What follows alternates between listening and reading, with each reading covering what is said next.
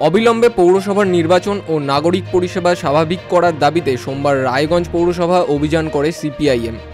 দলের কর্মী সমর্থকদের একটি বিশাল মিছিল শহরের বিভিন্ন রাস্তা পরিক্রমা করে পৌরসভার সামনে পৌঁছালে পুলিশ তাদের আটকে দেয়।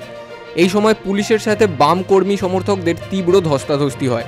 এরপর বাধ্য হয়ে মিছিল পৌরসভার বাইরেই বসে বিক্ষোভ প্রদর্শন করে।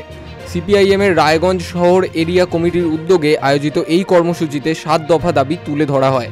এর মধ্যে প্রধান দাবি অবিলম্বে পৌরসভার নির্বাচন করানো। এছাড়াও পানীয় জল নিকাশি ব্যবস্থা এবং রাস্তাঘাটের বেহাল পরিস্থিতি নিয়েও ক্ষোভ প্রকাশ করা হয়। এদিনের কর্মসূচির নেতৃত্বে ছিলেন সিপিআইএমের রাজ্য কমিটির সদস্য শতরূপ ঘোষ। আমাদের পুরসভা অভিযান ছিল। আপনারা জানেন যে রায়গঞ্জ পুরসভায় ভোট হয় না, গায়ের জোরে পুরসভাকে দখল করা হয়েছিল 2017 সালে।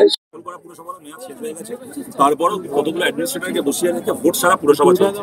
রায়গঞ্জের মানুষ ঠিক করে না রায়গঞ্জ পুরসভা কারা চালাবে। 2011 সালের পর থেকে নবান্নে বসে ঠিক হয়, কালীঘাটের কেনাশিল্পী অফিসে বসে ঠিক হয় রায়গঞ্জ পুরসভা কিভাবে চলবে। আমরা চাই রায়গঞ্জ পুরসভা রায়গঞ্জের মানুষের কাছে। তিনি আরও জানান, সাধারণ মানুষের দুর্ভোগ চরমে পৌঁছেছে, অথচ পৌর কর্তৃপক্ষ এ বিষয়ে উদাসীন।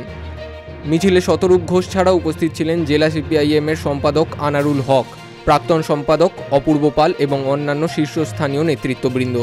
তারা সকলেই বর্তমান পরিস্থিতিতে তীব্র ক্ষোভ প্রকাশ করেন এবং অবিলম্বে তাদের দাবি মেনে নেওয়ার জন্য প্রশাসনের কাছে আর্জি জানান। রায়গঞ্জ থেকে রামকৃষ্ণ দাসের রিপোর্ট, বিগ নিউজ বাংলা।